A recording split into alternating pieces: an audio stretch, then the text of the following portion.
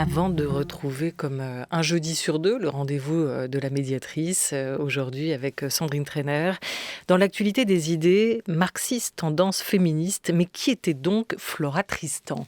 Ouvrière et socialiste de la première heure, pionnière du féminisme, Flora Tristan a écrit sa vie. Elle se voyait comme un être à part, nous dit Brigitte Krulik dans la biographie qu'elle consacre aujourd'hui à cette femme du 19e. Elle retrace 41 ans d'une vie dense et dure, l'itinéraire d'une orpheline de père, bâtarde et pauvre, née en 1803, morte en 1844. Professeure des universités, rattachée à Paris-Nanterre, spécialiste de la vie des idées au 19e, Brigitte Krulik revient sur ses amours, ses voyages et ses écrits. Et elle met très vite en garde, attention, son autoportrait en paria, celui qu'elle a fait d'elle-même, dans ses écrits, ne saurait faire oublier qu'elle a rendu autant qu'elle a pu, coup pour coup, et qu'elle a su âprement défendre ses intérêts. Elle a refusé de se plier aux normes d'un siècle où, disait-elle, tout, quand il s'agit des femmes, devrait être aux couleurs et au goût de l'eau de rose. Cette formule est magnifique. Bonjour à vous, Brigitte Krulik. Bonjour. Gisbert. Contre le goût à l'eau de rose. Elle allait pimenter un tout petit peu cette boisson euphorisante, notre Flora Tristan. Quand est-ce que vous avez fait sa connaissance? Comment elle est devenue un peu vôtre? Et qu'est-ce qui vous a donné envie d'écrire cette biographie sur elle, de retracer ce parcours exceptionnel? Alors, je l'avais rencontrée, de manière épisodique, puisque je m'intéresse à l'histoire des idées au 19e siècle. Donc, il était impossible de ne pas croiser à un moment ou un autre Flora Tristan. Je me suis intéressée à George Sand. Donc, elles se sont connues. Donc, le parallèle est effectivement tentant, même s'il ne va pas très très loin. Donc je l'avais, rencontré, mais ce qui a été le point de départ de cette aventure, de cette biographie, Flora Tristan m'a effectivement accompagnée pendant 3-4 ans de ma vie. C'est à la relecture de ses travaux, de ses œuvres, j'ai été frappée par un aspect qui certainement n'avait peut-être pas été mis en relief comme il mérite de l'être, et pour des raisons évidentes, je m'explique. Elle est effectivement reconnue depuis les années 1970 comme une pionnière incontestée du syndicalisme, du féminisme, de la revendication d'égalité pour les femmes. Mais ce qui a attiré mon attention, c'est un certain nombre de points qu'elle aborde et qui, à l'époque, et jusqu'à une période extrêmement récentes, sont restées totalement inaperçues.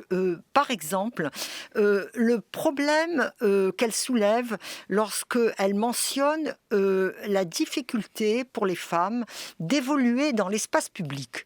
Non pas travesties en hommes, comme le fait par exemple George Sand dans des passages connus où elle explique qu'elle adopte le costume masculin pour pouvoir aller au théâtre, pouvoir se promener dans Paris librement, mais pouvoir s'aventurer en tant que femme, vêtue comme femme, reconnaissable comme femme, dans un espace public qui est de fait un espace où la femme se sent littéralement déplacée, pas à sa place, et donc susceptible d'être en but à des réflexions désagréables, à diverses formes d'agression. Donc un problème qui est un problème très contemporain, qui a été mis sur le devant de l'actualité ces dernières années. Donc, le premier point, cette place des femmes dans l'espace public, cette revendication d'une existence des femmes dans l'espace public. Par exemple, très concrètement, elle cite des exemples.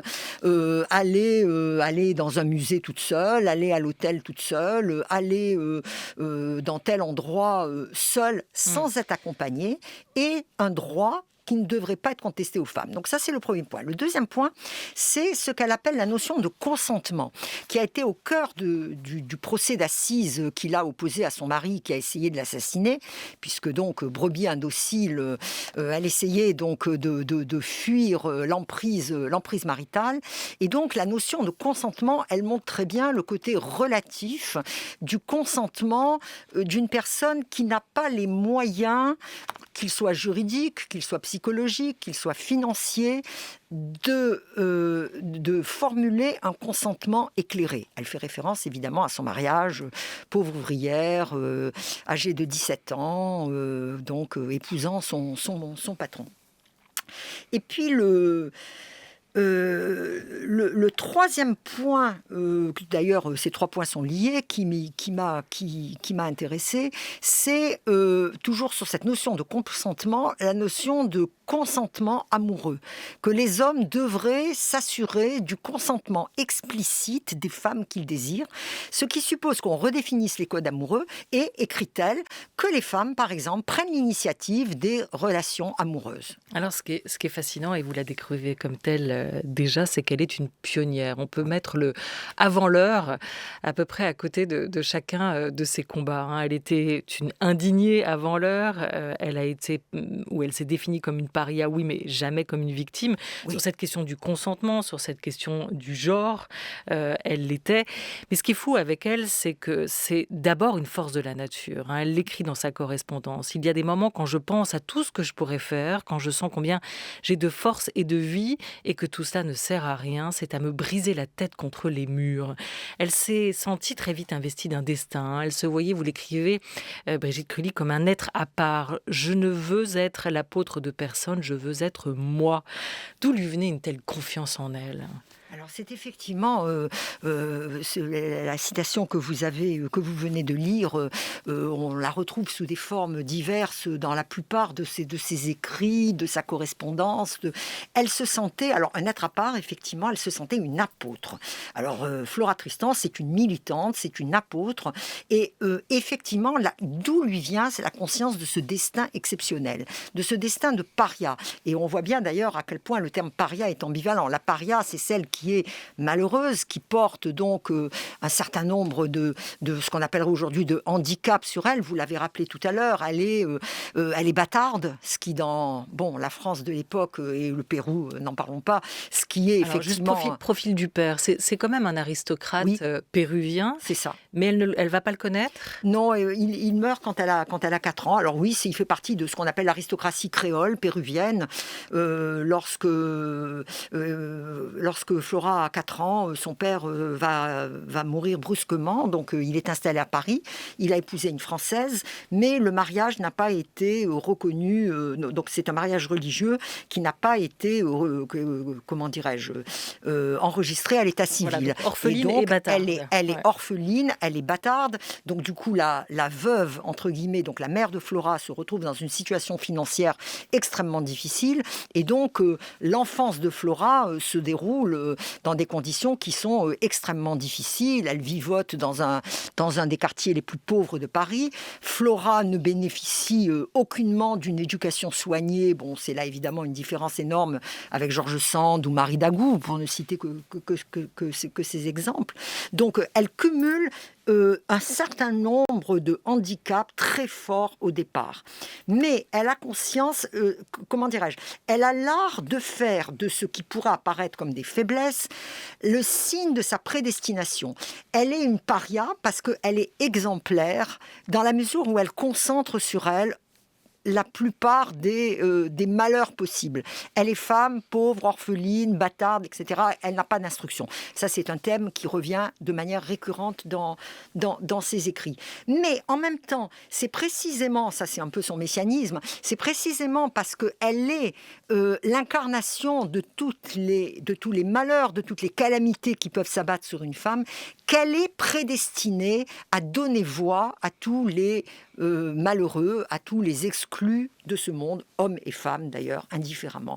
C'est ça le sens de la paria. C'est l'exemplarité, donc c'est l'exemplarité du malheur qui fait l'exemplarité de la destinée et donc de la vocation. Alors ce mot paria, d'ailleurs, elle va le reprendre pour un de ses livres, de ses ouvrages phares, Pérégrination d'une paria. Il faut raconter qu'au début des années 30, elle a 30 ans, elle part au Pérou, elle fait la traversée de l'Atlantique pour essayer de retrouver la trace de sa famille paternelle au Pérou. Une femme qui voyage seule à l'époque, c'est quand même très singulier, très particulier. Et là-bas, qu'est-ce qu'elle va découvrir? Alors, elle ne va pas finalement réussir à récupérer une partie de l'héritage, puisqu'elle ne sera pas reconnue comme comme telle, mais elle va surtout rencontrer une société assez inégalitaire, hein, et avoir conscience déjà là des inégalités qui structurent nos sociétés, hein. Oui, alors le voyage au Pérou, dont l'objectif premier, c'est effectivement se faire reconnaître de la famille, si possible, de la famille paternelle, et si possible, accéder à une partie de l'héritage. La famille paternelle est une famille très, très riche d'Arequipa. Donc, elle découvre le Pérou. Elle parle assez peu des paysages, enfin de l'aspect, comment dirais-je, entre guillemets, touristique. Le terme est certainement anachronique, bien qu'on ait des descriptions de la cordillère des Andes, qui sont de très belles descriptions. Mais ce qui l'intéresse, effectivement, c'est l'aspect qu'on pourrait appeler social et politique. Et elle est, selon le terme de Michel Perrault, c'est une enquêtrice en devenir. Et là, c'est la première de ces grandes enquêtes, entre guillemets, où elle va découvrir une société qui est une société marquée par des inégalités extrêmes. Donc le clan Tristan, si on peut dire, est extrêmement est riche. L'oncle a des plantations sucrières très importantes. Elle va découvrir aussi le phénomène du caudillisme, avec des guerres civiles, des révolutions, des conflits armés qui vont déchirer la jeune République péruvienne. Il faut savoir que lorsque Flora débarque au Pérou, la République péruvienne n'a que quelques années. Donc l'oncle a combattu d'ailleurs dans le camp opposé. Il a soutenu la couronne espagnole. C'était un loyaliste. Alors, elle va découvrir aussi une société qui est métissée, même si elle a elle a une perception qui est limitée par le fait qu'elle ne verra surtout que les villes, Arequipa et Lima. Donc, elle n'aura pas peut-être le panorama le plus complet, le plus exact de la variété ethnique de la société péruvienne. Et elle va observer, évidemment, l'ignorance de la population, et elle le dira d'ailleurs en termes extrêmement durs, qui ne vont pas lui attirer que des amis au Pérou. Elle est frappée, par exemple, elle répète de manière insistante, et un pareil peuple veut être en république, parce qu'elle considère que, vu les inégalités sociales, l'analphabétisme, la dureté des relations sociales, le poids du caudillisme, donc des phénomènes donc de chefs de bandes militaires, l'avenir de la République péruvienne n'est pas un avenir a priori très riant. Et d'ailleurs, elle sera censurée au début, avant de devenir aujourd'hui aussi une icône, hein. Flora Tristan au Pérou, c'est un nom que l'on retrouve là encore sur les plaques. Elle a donné son nom à des rues et beaucoup de femmes s'y réfèrent aujourd'hui. On va écouter un extrait d'un reportage qui lui a été consacré, diffusé sur Arte, réalisé par Gaël Pialot, extrait de l'émission Invitation au voyage sur les pas de Flora Tristan. Flora Tristan est toujours un personnage emblématique, surtout pour les femmes péruviennes. C'est une sorte de pionnière.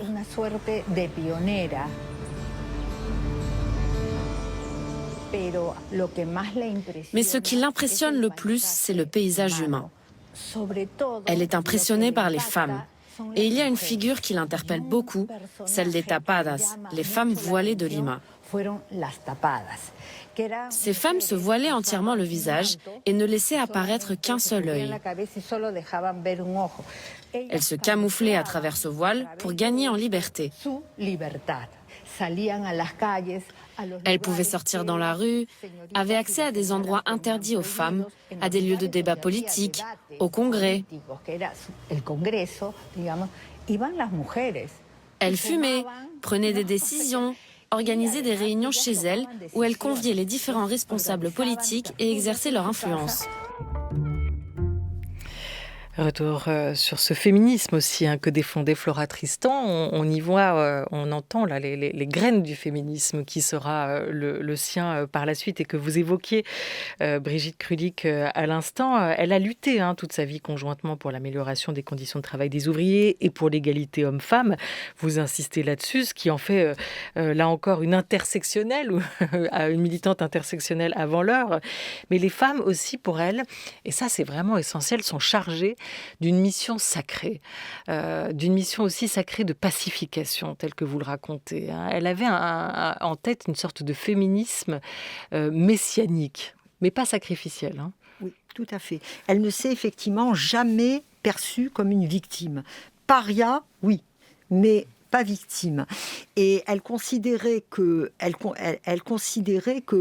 vous parlez de messianisme, oui, que les femmes, précisément parce qu'elles sont la partie la plus opprimée, la plus misérable du prolétariat, donc de ce qu'elle appelle la classe ouvrière, c'est précisément aux femmes qu'il importe de préparer la voie vers un avenir qui sera meilleur. Alors, ce qui est très intéressant, c'est justement la complexité de son personnage. C'est que d'un côté, elle se définit comme une apôtre, on a parlé de la paria, mais elle se définit comme une apôtre, elle parle de sa mission apostolique, un être à part à qui il est donné de frayer les voies de l'émancipation du genre humain, donc où elle englobe hommes et femmes indifféremment, donc sans distinction aucune dans l'attribution des droits.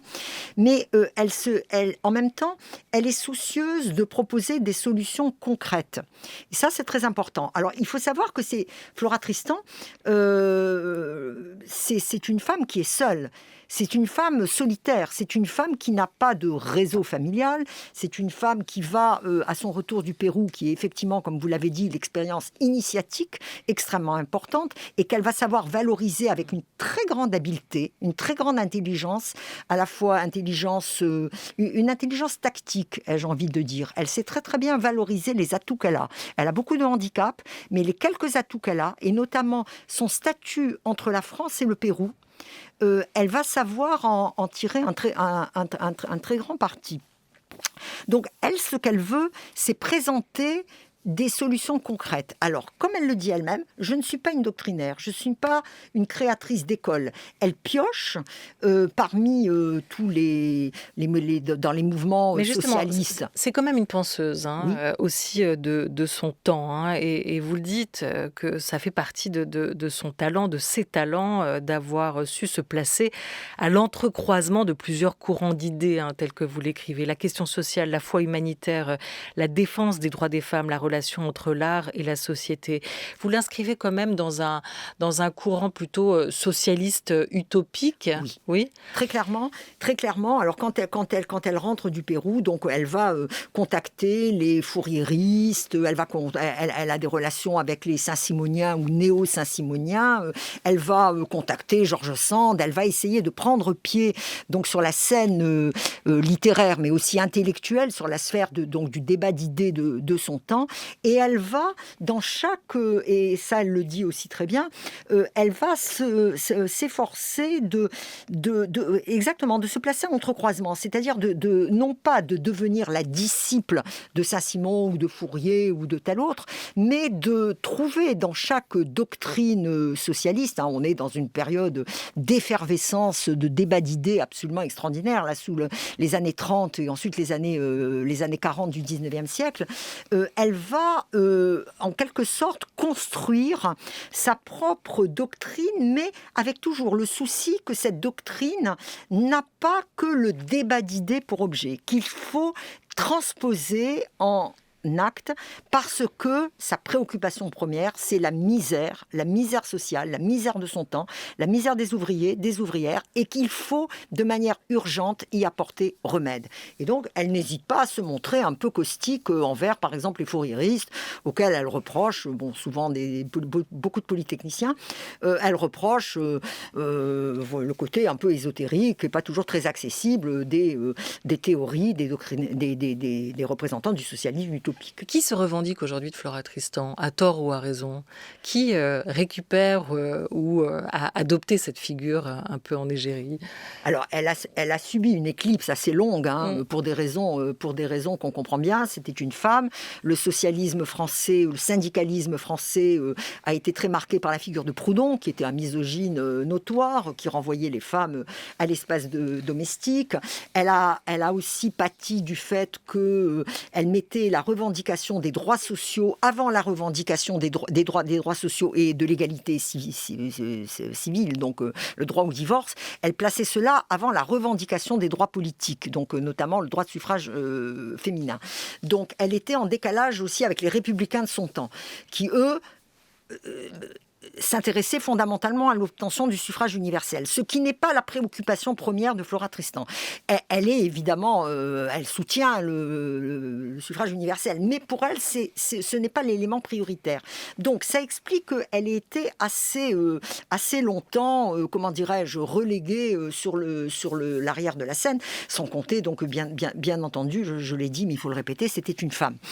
Mais c'est les années 1970 qui marquent vraiment le tournant. Et là, elle devient le porte-drapeau, notamment des féministes. Je pense que c'est par les mouvements féministes et aussi en Amérique latine, au Chili notamment, les syndicalistes. On n'a pas évoqué le voyage à Londres qui a été important aussi pour elle en termes d'importation d'idées et de courant d'idées. Vous insistez beaucoup, parce que le temps passe vite, sur le fait que c'était quand même aussi une écrivaine. On a dit la féministe, on a dit la syndicaliste, la femme ouvrière qui s'est battue aussi pour les droits des autres. Mais c'est aussi une écrivaine, et pour vous c'est une écrivaine à part entière. C'est-à-dire qu'elle écrit pour agir. Elle veut aussi que ses écrits portent leurs fruits. Et elle écrivait comment pour vous ? Quel livre vous nous recommanderiez de Flora Tristan ? Alors, bon, tout dépend bien sûr. C'est de la belle littérature c'est très, très intéressant. Alors, les promenades dans Londres sont, je ne pense pas être la seule je pense que les spécialistes de Flora Tristan partagent souvent mon appréciation. Les promenades dans Londres, c'est un très, très beau document, un témoignage vraiment poignant et très bien écrit de la ville monstre, comme elle l'appelle, qu'elle a parcourue, y compris dans les bas-fonds. Alors, le titre pourrait faire penser à une promenade touristique dans les parcs ou les beaux quartiers. En fait, non, ce sont les bas-fonds de Londres. Elle s'est aventurée dans les mauvais lieux. Elle n'a pas reculé devant des expériences très déstabilisantes. Présence d'une femme dans les bordels à l'époque est quelque chose de totalement inédit et de choquant dans le contexte de l'époque. Donc les promenades dans Londres, mais les pérégrinations d'une paria aussi, il y a vraiment des passages extraordinaires. Alors c'est une enfant de la Révolution, il ne faut pas oublier qu'elle est née en 1803, au tout début du 19e siècle. Quand sonnera le 89 des femmes, voilà aussi quel était son mantra et son cri solidaire. Quels sont les mots qu'on va retrouver sur son tombeau, sur sa stèle ? Alors sa stèle va être érigée donc en 1848. Il y a une souscription à la mort de Flora. Donc il y a une souscription qui est faite pour lui ériger un tombeau donc au cimetière de la Chartreuse à Bordeaux, où elle est morte totalement par hasard parce qu'il se trouvait que elle est tombée malade à Bordeaux pendant son tour de France. Et les ouvriers reconnaissants et 2 fois la devise républicaine liberté, égalité, fraternité est apposée donc sur l'inscription et on y ajoute solidarité, et ce qui me paraît important.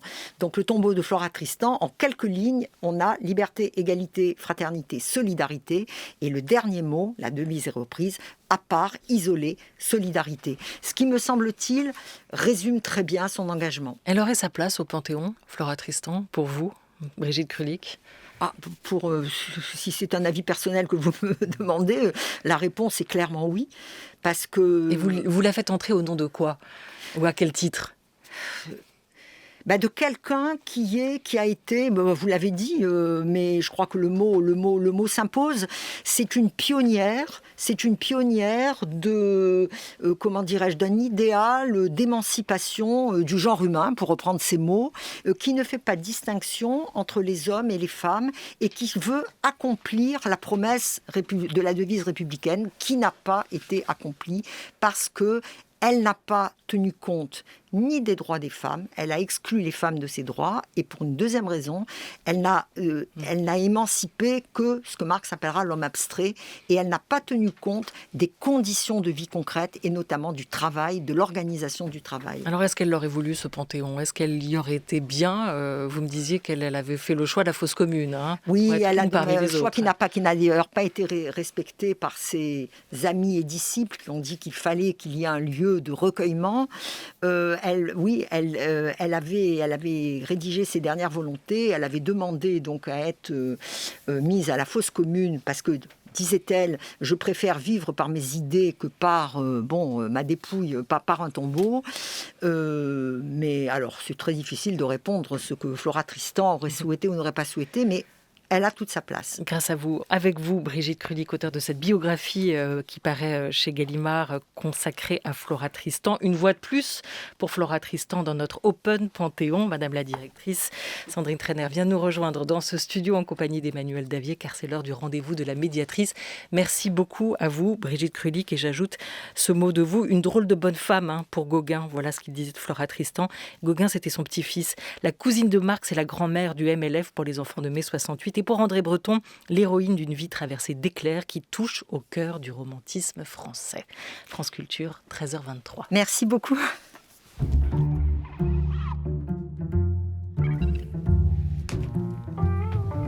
Et bonjour Emmanuel Davier. Bonjour Olivia. Et bonjour Sandrine Trainer. Et bonjour Olivia, on est très pour Flora Tristan. Au Panthéon. Au Panthéon. Voilà, on est à 4 voix maintenant. Sandrine Trainer, bonjour. Oui, bonjour. On va donc répondre aux questions des auditeurs qui souhaiteraient cette semaine connaître le dispositif mis en place par France Culture à l'occasion de la campagne présidentielle. Alors, on commence avec la matinale. Quels sont les rendez-vous spécifiques que propose votre antenne ? Alors d'abord, la matinale va faire ce qui est dans son genre de faire, c'est-à-dire suivre la campagne des idées telle qu'elle s'exprime dans cette campagne politique et notamment préparer 4 émissions spéciales avec des candidats qui seront en dialogue avec des penseurs, des chercheurs, des intellectuels. D'autre part, il y aura donc évidemment le billet politique de Frédéric Seyss que l'on ne présente plus à 8h15. Et puis chaque mercredi désormais, et ça a commencé depuis début janvier, la rédaction nous propose à 7h25 un reportage. Sont vraiment des reportages que je trouve très exceptionnels. Il y en a eu un qui m'a tout à fait frappé de Rosalie Lafarge à l'usine Whirlpool d'Amiens.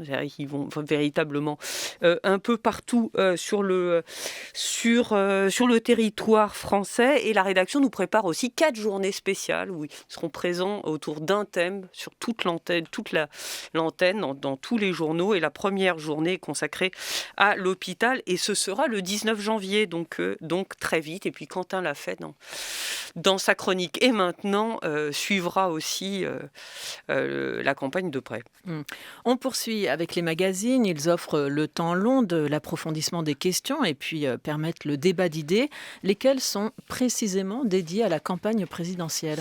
Alors, en fait, beaucoup des nouvelles émissions que nous avons mises à l'antenne récemment. Alors, citons évidemment l'émission politique de Grégory Phillips le samedi à 12h45. Citons aussi Nora Hamadi qui le fait par le biais des sujets qui émanent du terrain à 12h. Bien sûr, l'esprit public réinventé par Patrick Cohen Le dimanche à 11h, peut-être pointé parce que c'est très spécifique à notre antenne, le travail de l'émission Soft Power de Frédéric Martel le dimanche soir qui se rendra dans 12 villes de France pour regarder les bilans et perspectives des politiques culturelles et interroger les candidats sur leur programme politique. Et puis les enjeux de Baptiste Muckensturm reviennent chaque matin sur les enjeux territoriaux, évidemment liés à cette année très particulière. Les auditeurs plébiscitent vos podcasts. Vous êtes la deuxième radio la plus podcastée avec près de 37 millions d'écoutes à la demande par mois. C'est un très grand succès de la chaîne et nous avons eu l'occasion d'en parler dans le dernier rendez-vous de la médiatrice. Pour cette campagne présidentielle, y a-t-il des podcasts que vous proposez spécifiquement ? Écoutez, oui, il y a une grande collection qui poursuit les mécaniques du complotisme et du journalisme qui ont eu effectivement beaucoup de retentissement. Ce sont les mécaniques de la politique, c'est Grégory Phillips qui orchestre ce travail collectif et en fait ce que nous avons fait, c'est que nous avons pris 6 exemples de crises dans les 20 dernières années, crise économique, crise sanitaire évidemment, crise des migrants et nous sommes allés voir les hommes politiques qui étaient en exercice à ce moment-là pour leur demander de nous raconter comment la crise vient impacter la gouvernance et comment eux-mêmes avaient pensé la décision politique, l'action politique dans l'imprévu des crises telles qu'elles se sont présentées en France. Et puis on peut aussi parler du podcast qui décline les mots qui évidemment émaillent toute cette période électorale. Voilà, tout à fait, et qui est porté par le temps du débat, par ailleurs chaque vendredi à l'antenne. Et puis un podcast de Gérard Courtois, Ils ont pensé la politique, de Machiavel à Hannah Arendt, 6 éclairages de penseurs sur l'exercice du politique depuis Machiavel. Puis il y aura aussi des séries d'articles sur l'élection et également une collection de vidéos. Parfait. Merci à vous pour cet éclairage. On pense que les auditeurs seront, souhaitons-le, nombreux à réagir pour nous dire ce qu'ils en pensent. Et puis, bien sûr, nous pourrons traduire tout cela sur le site de la médiation. Merci. Et comme Emmanuel, il nous reste une seconde, je pensais qu'elle interviendrait, la grande table des idées, donc portée par Olivia Gesbert, va aussi s'emparer de cette campagne des idées à travers la politique dans les semaines qui viennent. Olivia ? Avec, la campagne des idées, avec aussi les remontées de terrain qu'ont pu collecter des associations, des fondations, des think tanks. On va collaborer, j'espère, avec nos partenaires pour voir tout ce qui se gîte, tout ce qui se joue, tout ce qui se dit et comment mener ensemble la réflexion autour de cette campagne des idées. Voilà, du bas vers le haut. Merci à vous. Merci beaucoup. Merci à vous. Merci beaucoup à toute l'équipe de La Grande Table, à Oriane Delacroix et Lucas Bretonnier qui ont programmé cette émission préparée aujourd'hui par Hosanna Chauvin, à la réalisation Thomas Beau avec Ludovic Auger.